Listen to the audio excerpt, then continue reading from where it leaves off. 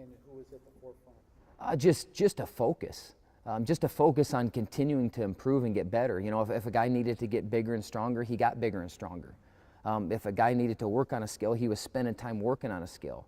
If a guy needed to work on this thing, he was spending time working on this thing. You know, that's what's made it the best calendar year, just because of the pure output and work that guys have put in. And that's how we make gains. I mean, you can't make gains. We can't make gains and make that jump and level by sitting back on the sideline and watching everybody else do the work. I mean, the only way that we're going to make gains, or we're going to catch those in front of us, is doing what we've done. So in that perspective, it was the best calendar year. You know, it was the best calendar year, obviously, for us to have a couple guys break through. You know, I mean, so in a lot of ways, but more than anything, just the focus that guys have and how they're becoming students of the sport. And I can point to a couple guys. I mean, we have some guys that have become and emerged as leaders on our team. I mean, a guy like Joey Lazor, he's emerged as a leader on our team in all areas.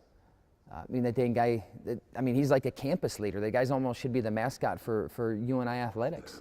I mean, he's out, and he's got a nice mullet too, but he's out and about and doing things, and he's recognizable, he's noticeable. He's at the volleyball games, and he's wiping up the floor, and he's cheering on the crowd, but he's become a leader on our team. I mean, I'm gonna tell you one thing, that we have captains. We have captains on our team, and last year I think he got a couple votes. This year he was on almost every single guy's ballot.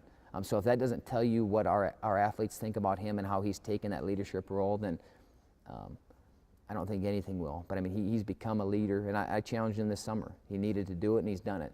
And I look forward to his senior year. You know, he kind of everybody said, you know, he kind of emerged. He took off last year, and he did. And I'm looking forward to even a bigger senior season for him. He's done the things needed to make that jump.